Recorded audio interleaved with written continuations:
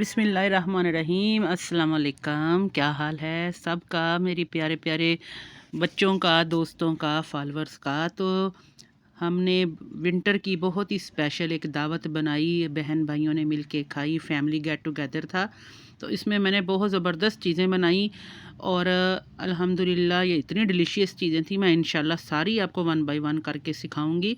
तो मैंने सोचा कि क्यों ना आप लोगों के साथ भी इसको शेयर करूं कि आप लोग भी ये मेन्यू बना के अपनी फैमिली के साथ गेट टुगेदर कर सकते हैं।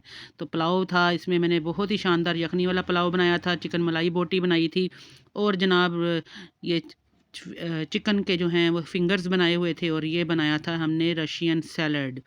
तो इसकी रेसिपी आज आपको सबसे पहले बिस्मिल्लाहिर्रहमानिर्रहीम के साथ शुरू करते हैं। तो माशाल्लाह से जो साहिब हैं घर में, मियाँ साहिब, वो ले आए फल मंडी से, बहुत ही बेहतरीन फ़्रेश और ये न्यू ईयर की से पहले का मतलब व्लॉग है जो मैंने आज आपके साथ शेयर कर रही हूँ मैं इसकी रेसिपी। तो नाशपतियाँ थी उस वक़्त मिल रही और सेब था, फल माशाल्लाह बहुत ही बेहतरीन जो जो फल मिल सका वो ले आए। बस फटाफट से अब चॉपिंग कर लेंगे, कुछ सब्जियां लेंगे, कुछ फल ले लेंगे, उनको काट लेंगे। थोड़ी सी बंद गोभी जो है उसको आपने रफली इस तरह से चॉप कर लेना है मोटा मोटा। और बंद गोभी जो है ये आपके इस करीम सैलड, रशियन सैलड में बहुत ही मज़े की लगती है। इसके साथ साथ कीवीज़ काट लिए हैं, आलू बॉयल किए हुए थे मैंने, मैकरोनी बॉयल की हुई थी। तो मैं चल के आगे सारा कुछ आपको रेसिपी में डिटेल से बता देती हूँ। मैकरोनी को आपने बॉयल करके ऊपर से ऑयल डाल देना है थोड़ा सा और इससे फ़्रेश अलग-अलग हो जाएगी। अब सबसे पहले सब्ज़ियाँ वगैरह कुछ चीज़ें जो हैं वो एक बाउल में मैंने शिफ्ट कर दी थी। गाजरें हल्की सी स्टीम दे ली थी, जब मैकरोनी बॉयल हो जाए ना तो फिर उसमें आप गाजरें जो हैं क्यूब्स में काट के तो इनको दम दे दें बस। गाजरों को बॉयल नहीं करना, उसी स्टीम के अंदर गाजरें ब्लांच हो जाती हैं तो बड़ी मज़े की लगती हैं। आलू तकरीबन आधा किलो थे, वो मैंने बॉयल कर लिए थे, क्यूब्स काट के उनको बॉयल किया हुआ था। केले जो थे ये दरमियाने बस 4-5 डाल दिए थे मैंने इसमें सैलड में, और मैकरोनी ज़्यादा डाली थी। बच्चे मैकरोनी पसंद करते हैं ना, तो इस वजह से मैकरोनी का सैलड बहुत ही मज़े का लगता है ये वाला। थोड़े से मैंने ये पपीता ऐड किया है इसके अंदर। आपको फल कोई भी मिले मौसम के हिसाब से उसमें ऐड कर सकते। पपीता जो है ये भी आपकी सेहत के लिए भी अच्छा है, फ़ायदेमंद है। इसको आप काट के फ्रीज़ भी कर सकते हैं, मैंने पहले भी आपको वीडियोस में बताया हुआ है। सेब थे तकरीबन 1 किलो, उनको क्यूब्स में काटा हुआ था। येलो वाले सेब ले लिया करें, जूस वाले, उससे बहुत अच्छा ये वाला सैलड जो है तैयार हो जाता है। और पपीता जो है ये भी आपको अगर पसंद है तो आप इसमें ऐड कर सकते हैं, ऑप्शनल है। मैंने ऐड किया था, इससे बहुत ही अच्छा टेस्ट आता है। आजकल बड़ा ही मीठा और बड़ा ज़बरदस्त पपीता आया हुआ है, तो आपको इसको लाजमी इस्तेमाल कर लिया करें। थोड़ा सा भी इस्तेमाल कर लें तो आपके मैदे वगैरह के लिए, आपके डाइजेस्टिव सिस्टम के लिए बहुत अच्छा होता है। बस इस तरह से ये देखें, मैंने सारी पहले तो फल जो हैं इनको मिक्स करके एक साइड पे रख लिया था, फिर ले लिया था बड़ा सारा पतीला जिसके अंदर हमने काफ़ी सारी ये सैलड बनाई थी। तो सारी चीज़ें ही फिर मैंने इसमें ऐड कर दी। ये आपको कीवी भी नज़र आ रहे होंगे, गाजरें भी नज़र आ रही हैं, सेब नज़र आ रहे हैं, केले हैं और गर्मा है। तो सब चीज़ों को तकरीबन ये माशाल्लाह काफ़ी ज़्यादा क्वांटिटी में मैंने बनाया था। तो ये देखें, क्योंकि दावत थी उसके लिए बनाया था, तो इसलिए काफ़ी सारी चीज़ें जो थी वो आपसे मैंने मतलब अभी शेयर की हैं। देखें इजीली अब आपको नज़र आ रहा होगा कि कितनी मिकदार है माशाल्लाह से इसकी। तो बस इस तरह से ही आप इसको चाहें तो आप इसमें इमली का रस और थोड़ी सी वो केचप डाल के, चाट मसाला डाल के इस तरह से भी सर्व कर सकते हैं, यानी अगर फ्रूट चाट की तरह से। लेकिन मैंने क्रीम वाला बनाया था ना, तो मैं क्रीम वाला सैलड जो है ना उसकी अब आपको रेसिपी बताने लगी हूँ कि इसको मैंने क्रीम वाला सैलड बनाने के लिए क्या क्या इसके अंदर ऐड किया था।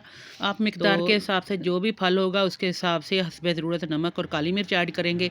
मैंने इसमें ये म्यूनीज़ ऐड किया है, तकरीबन काफ़ी क्वांटिटी थी तो इसलिए 3 कप्स मेयोनीज़ ऐड किया था और 4 पैकेट जो थे वो मैंने फ्रेश क्रीम के जो थे वो ऐड किए थे। और थोड़ी सी जो आपको ये प्लेन जो है क्लासिक मेयोनीज़, ये सैलड वगैरह में बहुत ज़बरदस्त लगती है। 2 तरह की मेयोनीज़ थी और फ्रेश क्रीम थी और व्हिपिंग क्रीम डाली थी। और ये कॉकटेल हमने खोल के रखा हुआ था थोड़ा सा ऊपर से गार्निश के लिए, इसको अलहदा से रख दिया था। तो थोड़े से कीवीज़ भी इसके अंदर मैंने ऐड कर दिए ताकि ऊपर जब हम डेकोरेट करेंगे ना तो बहुत ही खूबसूरत लगेगा। तो बस ये हस्बे ज़रूरत थोड़ी सी काली मिर्च और नमक ऐड करना है आपने, और पीसी हुई शुगर, चीनी ऐड करेंगे, कैस्टर शुगर या पीसी हुई चीनी जो भी हो आपके पास वो ऐड कर सकते हैं। तो बस इसको अच्छे तरह आपने मिक्स कर लेना है विंटर्स हैं तो इसलिए ये सैलड बहुत ही ज़बरदस्त लगती है और बाहर भी पड़ी रहे तो ख़राब नहीं होती। गर्मियों में बनाएंगे तो लाजमी इसको आपको रेफ्रिजरेट करना पड़ेगा और क्रीम वगैरह भी चिल यूज़ करनी पड़ेंगी। सर्दियां हैं तो मैंने फ्रिज में नॉर्मल टेम्परेचर पे जो बाहर ही पड़ी हुई ठंडी चीज़ें थी, क्रीम म्यूनीस वगैरह सारा कुछ बाहर से ही यूज़ किया। अच्छा ये देखें मैंने सबको मिक्स कर लिया है। चीनी मैंने तकरीबन 1 कप पिसा हुआ डाला था इसमें सारे में, तो आप हस्बे ज़रूरत डाल लीजिएगा। अब ये देखें आप, इस तरह से मैंने बाउल सेट किया था, सर्विंग बाउल। काफ़ी सारे बनाए थे तो एक को दिखा देती हूँ कि ये किस तरह बनाया था। बच्चों को चॉकलेट चिप पसंद होती है तो चॉकलेट चिप डाल दी थी। थोड़ा सा हम इसके ऊपर से कॉकटेल और जो कीवी काटा हुआ है वो इसके ऊपर से ऐड करेंगे। ये इतनी ज़बरदस्त और हेल्दी आपके लिए ये सैलड है, यकीन करें बच्चों को बड़ों को सबको बहुत पसंद आती है। एज़ अ एपिटाइज़र या साइड डिश पे, या अगर आपने डिज़र्ट वगैरह नहीं भी बनाया ना तो इसको रख लें आप। बहुत ही बेहतरीन आपका डिज़र्ट के तौर पे भी यूज़ हो जाएगा और इसके साथ साथ आपका सैलड भी यूज़ हो जाएगा। तो ये फ्रूट चाट जो थी ना ये बहुत ही ज़बरदस्त थी और हर एक को ही बहुत पसंद आई थी। तो इसको आपने कवर करके आप रख दें जिस तरह भी चाहें, बाहर रखना चाहें या फ्रिज में रखना चाहें ना। ऊपर से थोड़ा सा ड्राई फ्रूट डालना चाहें ड्राई फ्रूट भी डाल सकते हैं। मैंने इसके ऊपर से अखरोट भी ऐड किए हैं और थोड़े से बादाम जो थे ना वो काट के डाले हैं और थोड़ी सी किशमिश ऐड की है। किशमिश आप इस सैलड के अंदर भी ऐड कर सकते हैं और बादाम वगैरह भी अगर छिलका उतार के आप ऐड करना चाहें तो आप इसके अंदर डाल सकते हैं। और एक और प्रो टिप मैं देती हूँ, अगर आपके पास मुरब्बे हैं जो कि अशरफियाँ जिनको कहा जाता है, आप वो डालना चाहें तो आप वो भी इनके अंदर गार्निश के लिए डाल सकते हैं। तो ये तमाम चीज़ें इसके अंदर डाल रहे हैं। एक और तरह की भी मैंने यही सैलड जो थी गार्निश की थी वो भी दिखा रही हूँ, देख लें। इसमें हमने सैलड डाल के ऊपर से सारे चॉकलेट चिप डाले, अखरोट डाले, खजूर डाली, पाइनएप्पल का स्लाइस डाला और बादाम वगैरह गार्निश करके ये बॉक्स बनाए थे गिफ्ट देने के लिए। आप देख सकते हैं इस तरह से आप किसी के घर में ईद वगैरह पे या त्यौहार पे जाएं या रमज़ान अल मुबारक में दावतों वगैरह में तो आप किसी के लिए गिफ्ट भी ले जा सकते हैं बहन भाई के घर।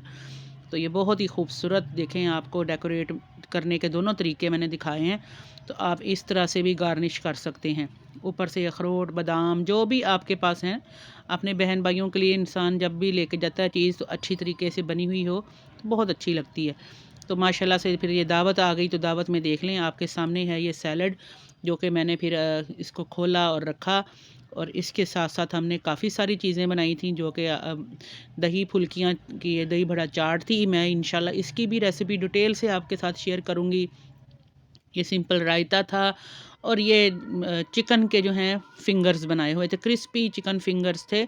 और इसके अलावा ये क्रीमी हांडी थी, चिकन क्रीमी हांडी है बहुत ज़बरदस्त, और यखनी वाला हमारा पुलाव है। तो ये तमाम चीज़ें बहुत ही आइडियल और बेस्ट कम्बिनेशन था विंटर्स की दावत के लिए। तो आप लोग भी जब भी अपने बहन भाइयों के साथ इकट्ठे हों आप लोग इसको इस तरह की दावत अरेंज कर सकते हैं। और उम्मीद है आज की आपको ये रेसिपी ज़रूर पसंद आई होंगी। तो ज़रूर इनको ट्राई कीजिएगा और मुझे कमेंट बॉक्स में बताइएगा कि आज का ये आपको व्लॉग कैसा लगा। टेक केयर, अल्लाह हाफ़िज़।